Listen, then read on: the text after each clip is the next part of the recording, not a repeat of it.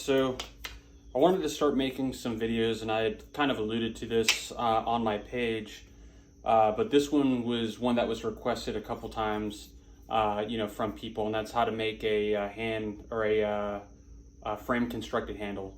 So essentially what that is taking a hidden tang knife, having a material that you're going to use for your spine, and then a set of scales essentially. And what we're doing is we're taking a hidden tang knife and we're almost turning it into somewhat of a full tang knife with that spine material, and then using the scales to build the rest of the handle. And it's a really easy way to do a full tang knife and make sure that it has like absolutely perfect fit up.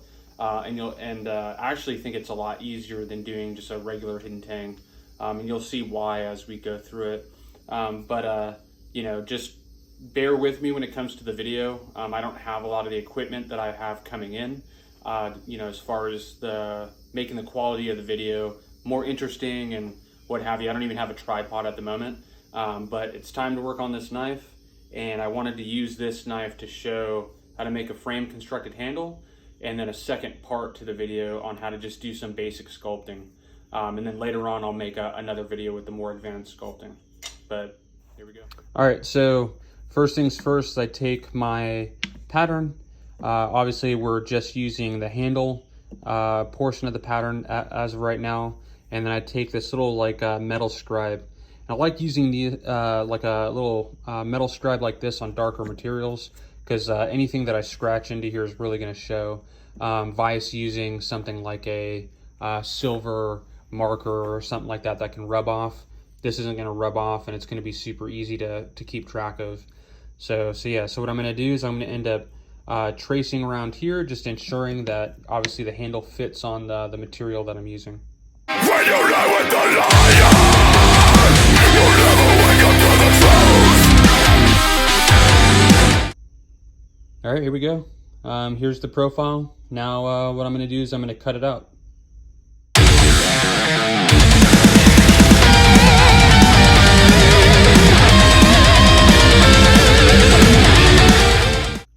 All right, so you see that it's just roughly cut out. It doesn't need to be shaped or anything crazy like that. Now what I'm going to do is I'm going to use this tool again, and I'm going to go ahead and draw out that tang, because I'm going to need to cut out a slot for that tang, because this is going to be our spine material.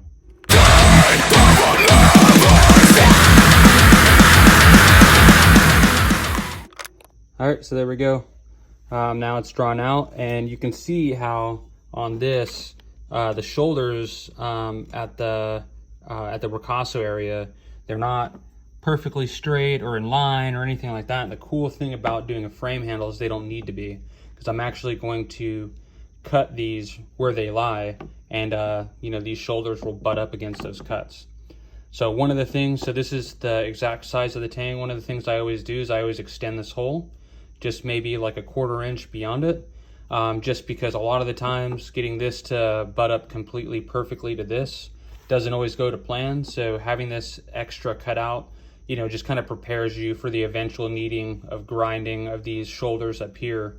It extends that hole, and then if you get it perfect in the beginning and you have a 1/4 inch of hole back here, it's not a big deal, because it almost acts as another pin with the little cutout here, epoxy sticking to the frame, sticking to the tang, and then sticking to the two scales.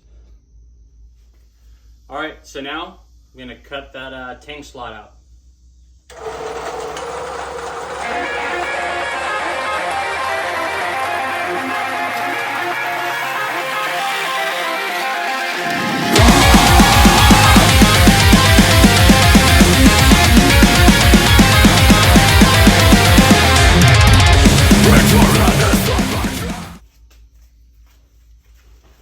All right, little pro tip.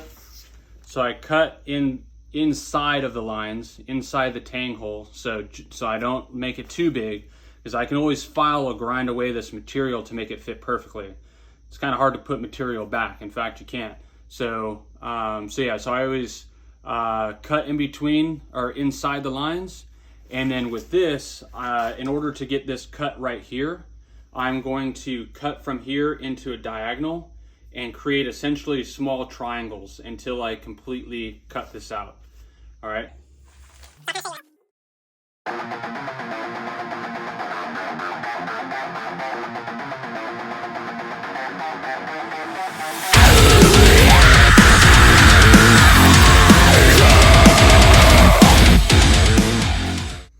All right, so you saw that I was doing those little triangle cuts, and then once I had like a little triangle like protruding out this way, then I just did some little tiny cuts, and then essentially came to the corner and drug the blade across it to kind of get rid of all that stuff and that remaining material. So yeah, so this is probably not going to fit. It's probably going to be a little too tight, but I did, as you can see, I have, you know, that 1/4 of an inch, looks like actually probably a 1/2 inch of a hole there.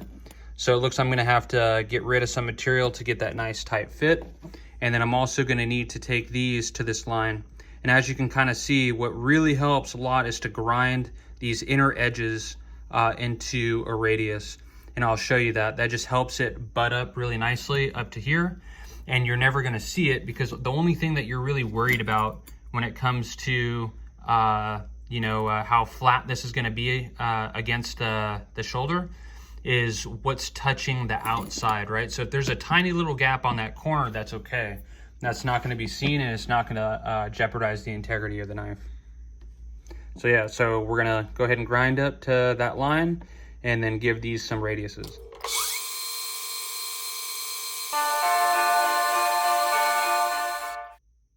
All right, there we go, just like that. So happened to work out nicely. There's no gap right there.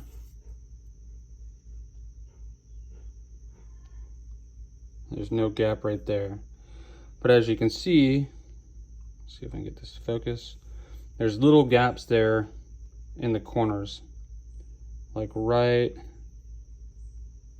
there and on the bottom, and that's okay. Like I said, that's just going to give more surface area for the epoxy to cover.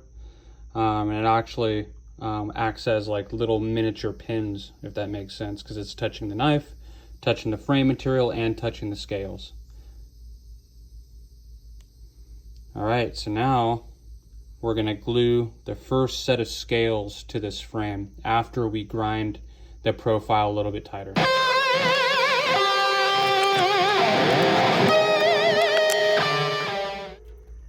All right, so I just went ahead and did it to both just to ensure that I had them the same before I cut one of them. Normally, if this was the handle material or the scale, I would just glue this on, as I said before, and then I would just, after it was glued, I would then just cut these areas off with the frame on. It just makes it way easier and faster, and then grind the profile so that everything's even. But because we have to make sure that this is in the handle, I had to draw this profile out prior, and because obviously this frame is going to be, you know, on here, and I'm not going to be able to see where the feather is, and to make sure that they're both like in around the same area on the handle so it looks symmetrical on each side, I'm going to have to cut these out prior to gluing the frame. So I'm going to go ahead and do that right now. All right, now that I have the rough cuts, I'm going to go ahead and clean up everything except for this front. I want the fronts of the scales to be symmetrical. So I'm just gonna clean up the rest of the scales just so I can glue these to it. And you can see that this does not extend out to here, and there's a reason for that. Remember I was saying you wanna leave some extra ahead of the frame on the scales, and I'll show you why in a little bit. But in order for me to get these perfectly, you know, set in the right place, I'm going to go ahead and grind these to shape. Oh, so I made a mistake. This is a good learning point. It just sucks that it happened with something that took forever to make, which was these scales. So as you can see, these are both the right side scale. So what I ended up doing was when I traced the picture, I didn't flip it over to trace the other side. So I have two scales that are the same side. So as irritating as that is, because that's just a lack of attention to detail, what I'm thinking I'm gonna do is, you can still, make lemonade out of lemons, or whatever the saying is. What I think I'm gonna do is I'm going to continue with the frame style handle, but I have this buoy sized block of bog oak, which I think will look really cool on the other side. And then I'll just make a pair of these blades. So I'll make a second one of these, probably just a little bit different type of blade, but with the same handle. And then I'll do the same thing with the bog oak for one side of the scale, and the other right side scale that I did. Oh man, that's super frustrating, but shit like this happens sometimes, and you just gotta try to make do. So that's what we're gonna do. So, I mean, if you're familiar with my page, I post all of my mistakes, and my videos are not gonna be any different. So I'm hoping that by me doing stupid shit and recording it and showing all of you, that you guys don't make the same mistake. So all right, let's continue the build.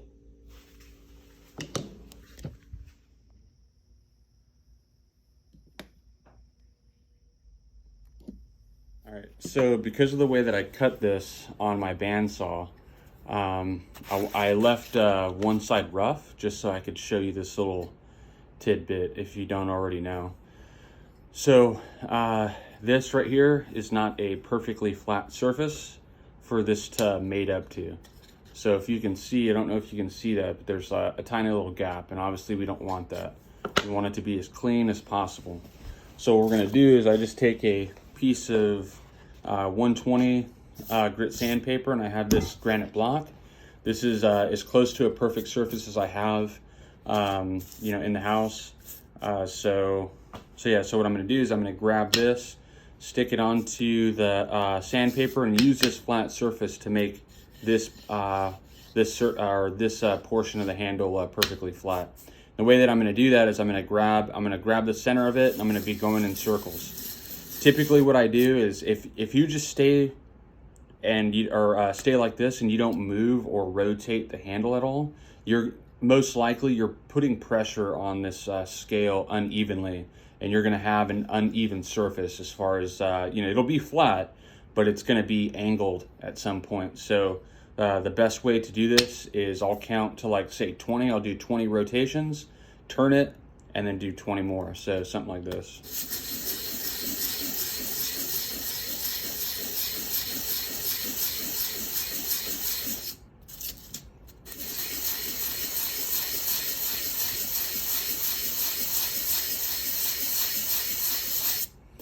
All right, and I mean, I'm not gonna bore you guys with just watching me do that the entire time, but essentially after I do, 3 or 4 rounds of that, then what I do is I'll take it on the granite surface, and I'll actually look to see if it's flat. Now, one of the things that you wanna do is you don't wanna just look at one side, because if you do that and you did sand it unevenly, it may appear to be flat on the side that I'm looking, but not flat over here.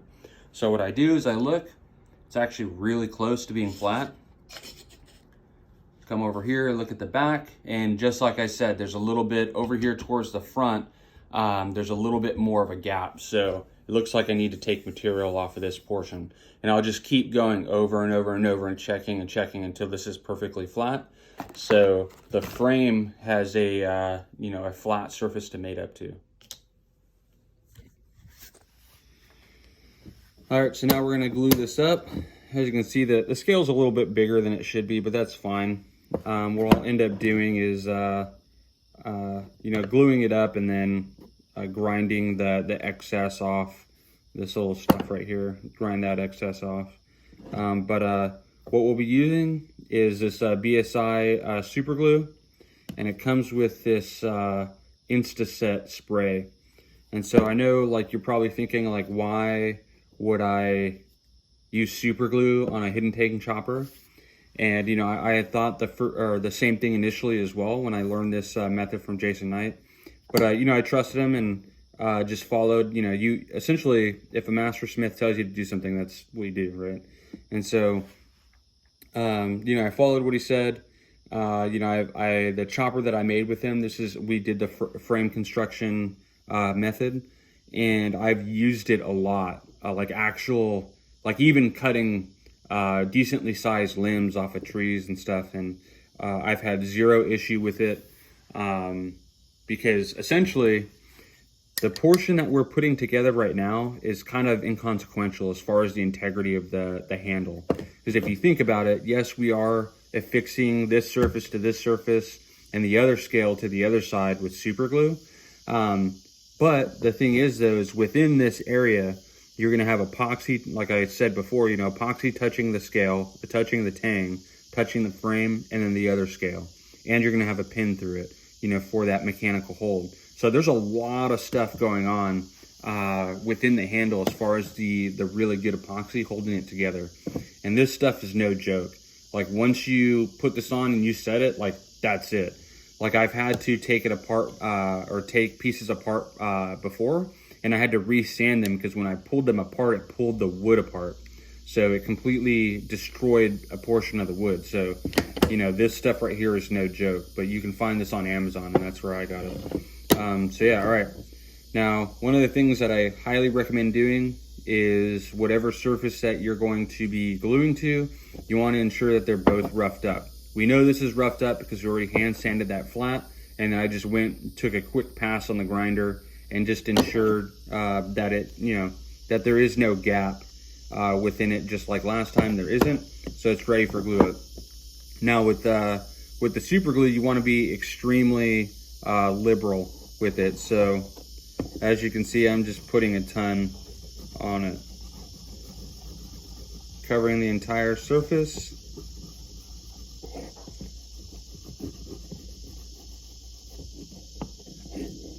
All over the frame.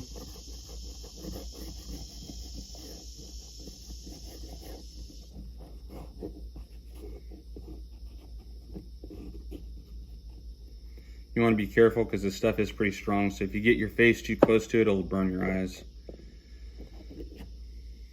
Ask me how I know that.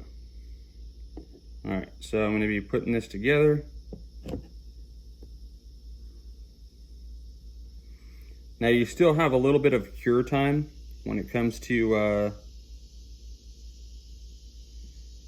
you know, this glue, which is good,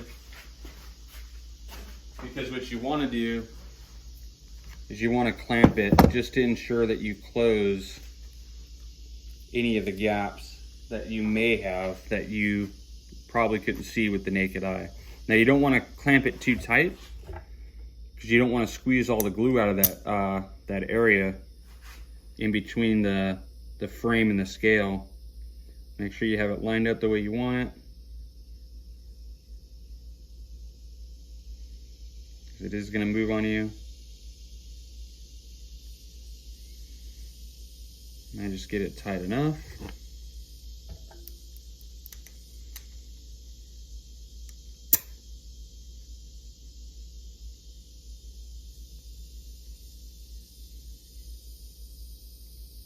Make sure it's not coming over the edge. Just tight enough to keep it in place and close any of the small gaps. And so that's what it looks like. And then we're gonna take this spray and then we're gonna spray it on the edges.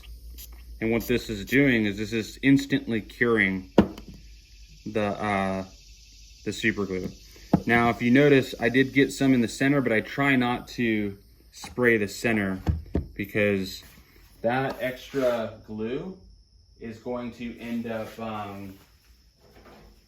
it's going to end up stopping the tang or becoming an obstacle for the tang to fully seat.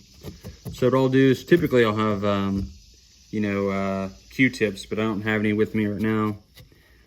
But I'll just clean out as best I can, you know, the excess super glue, which looks like I got a good amount of it.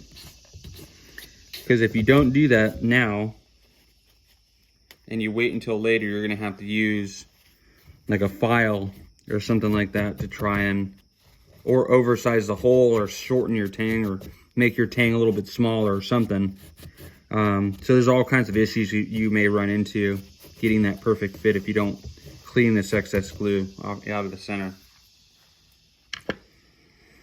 All right, so this portion is glued up, and then I'll explain what we're about to do in a second. All right, so I just went ahead and cleaned up the profile a little bit. That's what we're looking at now.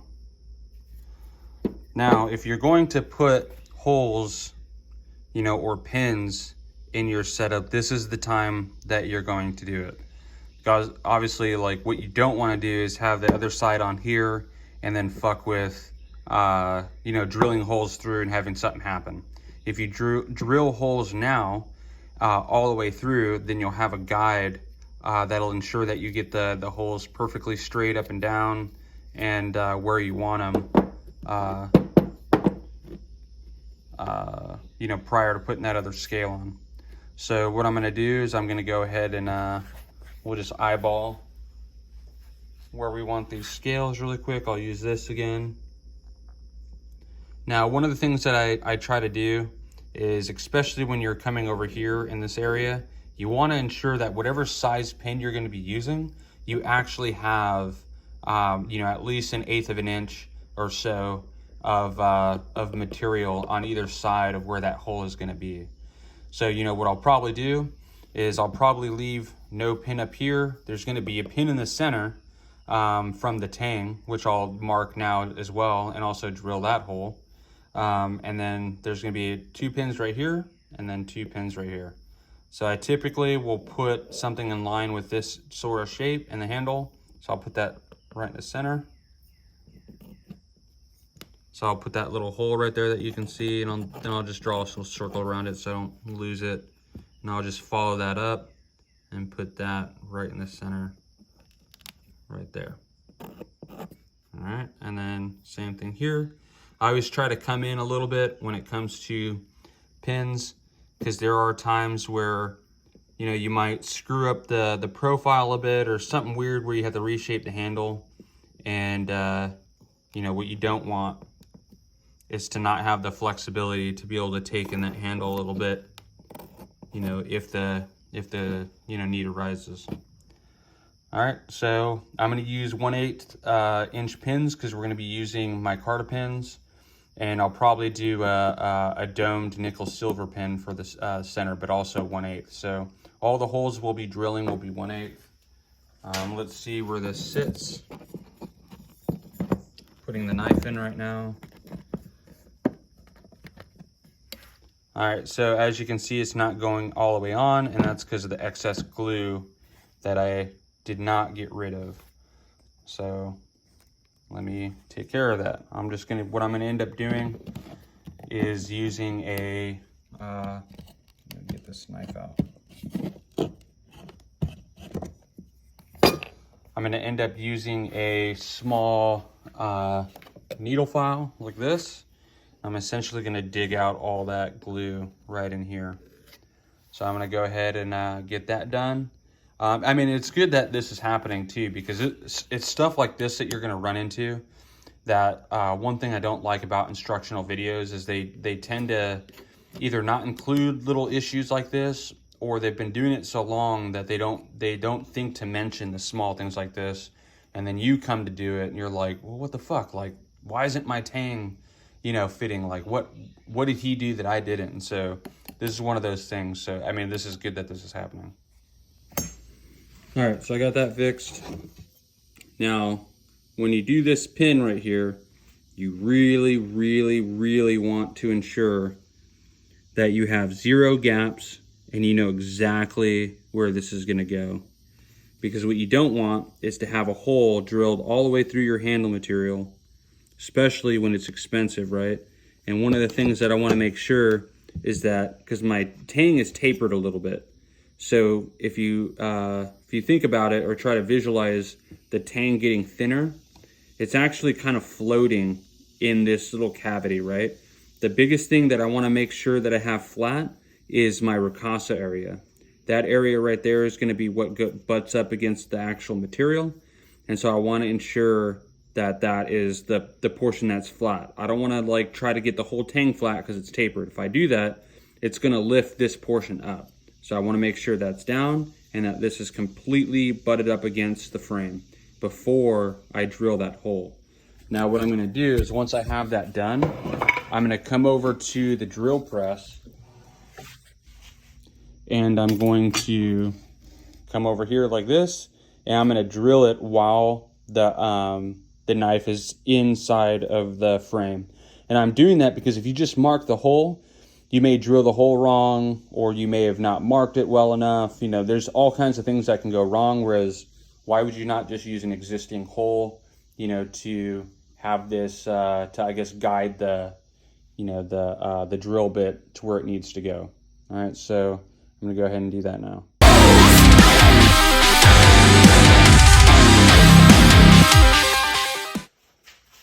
All right, so this is how we get the perfect fit up, right? As far as the thickness of this this frame, and what you want it to be is the same thickness as the thickest portion that's going to be touching the scales.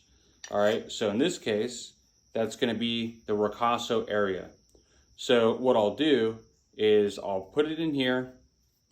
I'll typically clamp the blade as you saw me do earlier, and then what I'm going to do is I'm going to take it to the grinder, and I'm going to grind this portion in the front down until I just barely touch the steel, so that I know that it's you know, nice and flush with that ricasso area.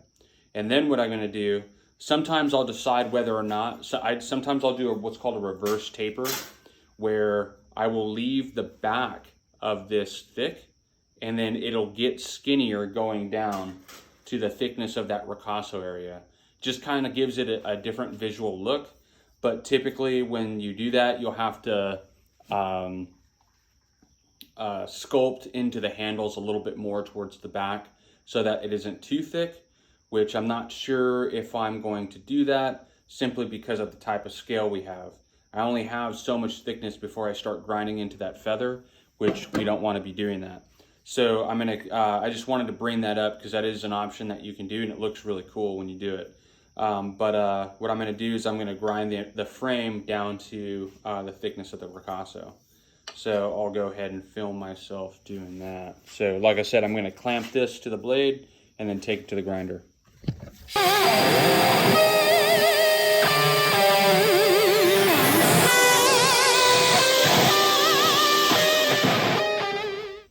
All right, so as you can see right here, try to get close.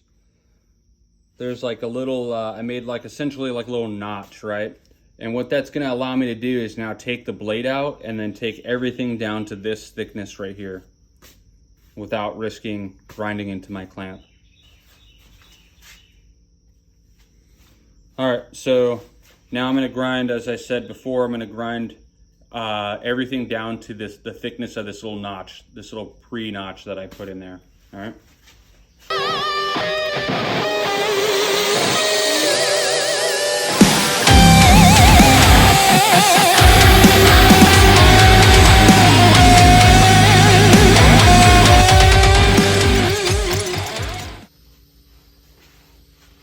All right, so we have it glued up. I got that the scale flat. Went ahead and glued it up the same way that I showed you from before. Just kind of tightened up the profile just a tiny bit. And now what we're gonna do is I always make sure that it's extremely tight. So tight on the tang that it typically doesn't fit perfectly, right? It doesn't wanna go on all the way, and that's what we want. And the reason why is because we're gonna heat the tang up now. And what I do is I put a clamp here just in case, you know, some of the heat, if the heat's a little bit too high, it may mess with the super glue a little bit in certain areas, especially like right here if it's extremely tight. But I'll keep the clamp on there.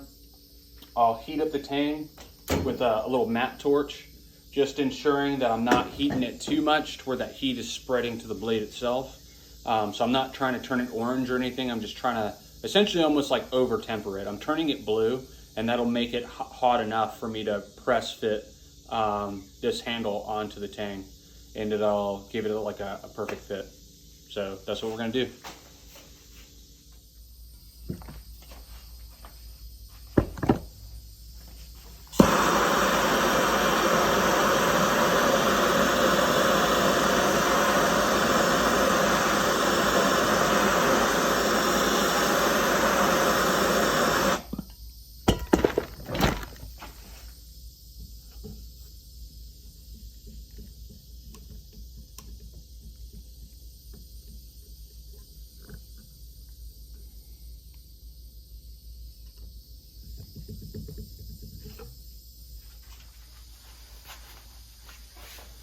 All right, so we went ahead and press fit this on there.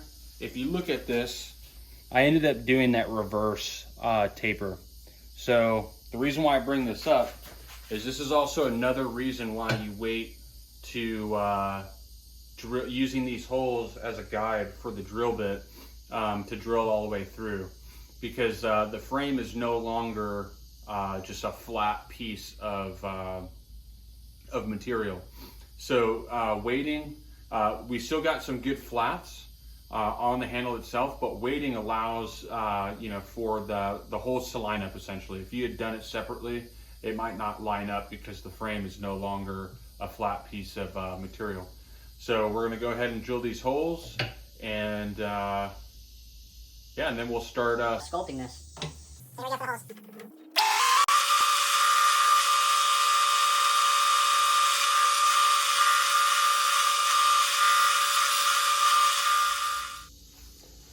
All right, so we got the holes drilled in.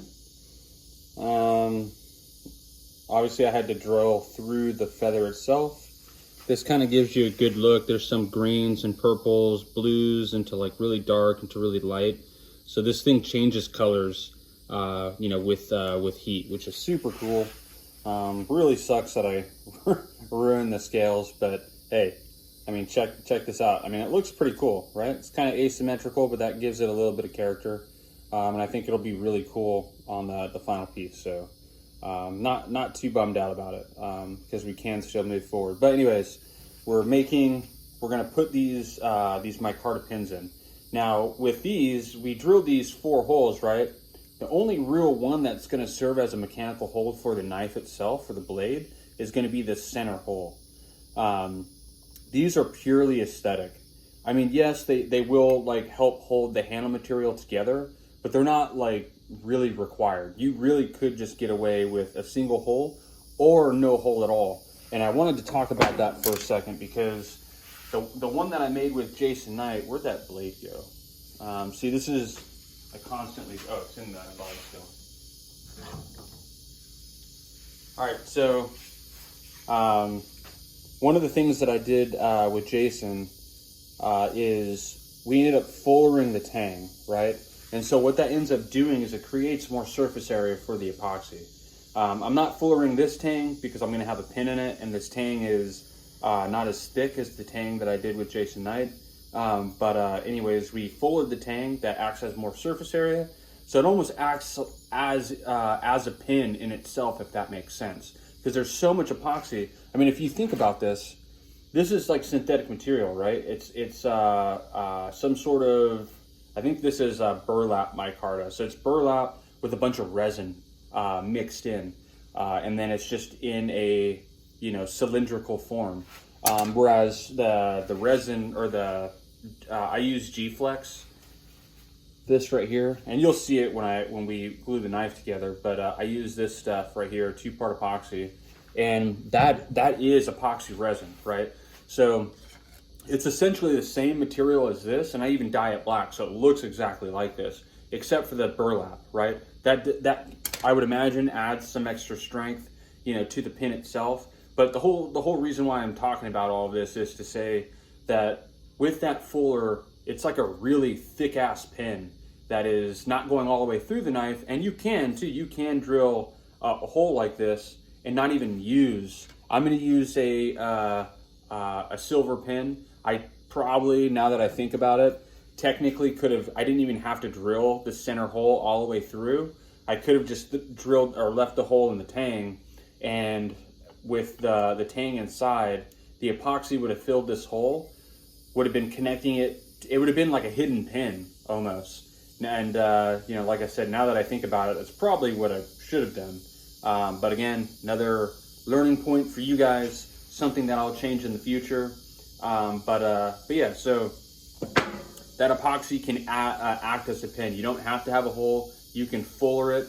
Like I said, that chopper that I've used, the chopper that I made with Jason Knight, I've used a lot. So, and it has not failed me. So the shit works. I've used it on bushes. I've used it on trees. It's an absolute beast of a chopper. So this method does work. So you don't need a pin, but we're gonna go ahead and do it just because I wanted that nickel silver pin. I'm gonna dome it after everything's said and done. And I'm gonna document the whole making of the handle and doming the pin and stuff. So there'll be multiple instructional videos with this. But anyways, back to business. So we are going to cut this, cut 4 of these out to size, and I just simply just go like this, use my finger, go over my bandsaw, cut 4 of them, and then we're just gonna use super glue, just like we did last time. I'm gonna use super glue, I'm gonna put it on both sides of the hole and just shove it in, and that'll hold it together. So let's go ahead and do that. All right, so this is gonna be one of those times that you wanna do each pin individually, because we are using super glue, and even though we have this spray, you know, to cure it, we're not gonna be using that this time. But this still is super glue, so it still cures really quickly. So what I'm gonna end up doing is, like I said, I'm gonna do one at a time. I have this plastic mallet that I'm gonna use because it is a super tight fit. And I'm gonna have to hammer them in there. And let's go ahead and do that. So I will show you how we're gonna do this.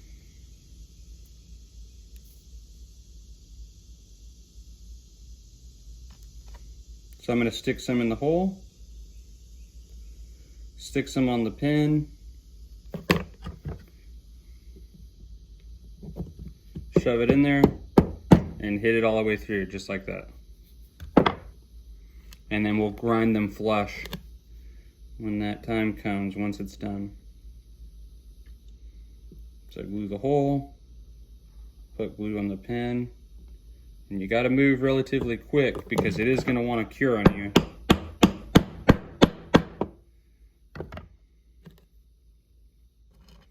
I've had this happen a couple times where I did not move quick enough and ended up snapping the pin inside the handle, and that caused me all kinds of issues that I had to try and fix, and I had to end up redoing the, you know, the frame construction.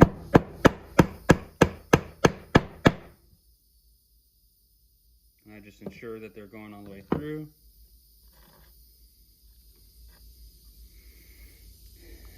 And a lot of the times I'll oversize my pins just to ensure that that they're not too short. I'd rather waste a little bit of material than a lot of material, you know, with